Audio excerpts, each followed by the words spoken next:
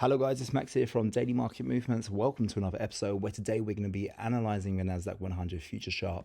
Just before I start today's video though guys, if anyone would like to join my Signal service, then please do not hesitate to scan this QR code on your screen. It will take you to my website where you can then subscribe.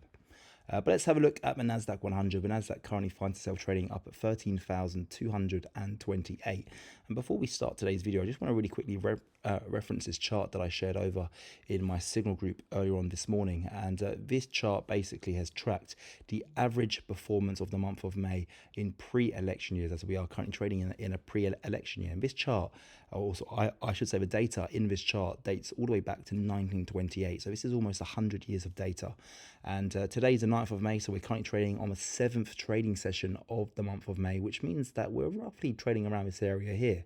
And this chart clearly shows that at the start of the month of May, you do get a very nice, upside movement, typically in the S&P 500. But then ultimately, we do start to fall sharply as we go to the midway point of the month of May. And then as we go into the end of May, we do start to recover some of those losses. But we still always do, on average, end the month in negative territory. And as the old saying goes, sell in May and go away. And what's really interesting to see here is that if we just look at where we're trading right now for the Nasdaq 100, we've had a very strong move towards the upside, but this chart to me would probably suggest that we are likely to witness some weakness in the following days and weeks ahead. I feel like a move back down towards this 13,000 area would be very appropriate. It marks the bottom of this wedge that we currently find ourselves trading in.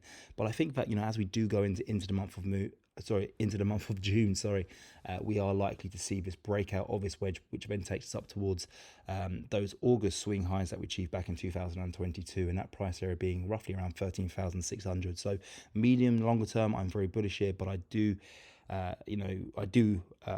cautiously worry that, maybe within the next couple of trading sessions, we will likely see a reversal of last week's gains, where we do go and test the bottom of this wedge, which is just a healthy step, which, takes us that step closer to breaking out toward those 13,600 levels. So if you are someone who's been watching the recent gains here in the Nasdaq 100 and you want to participate, I would hold off.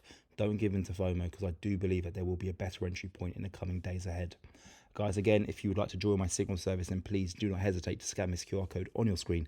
It will take you to my website where you can sign up for a very small fee of $29.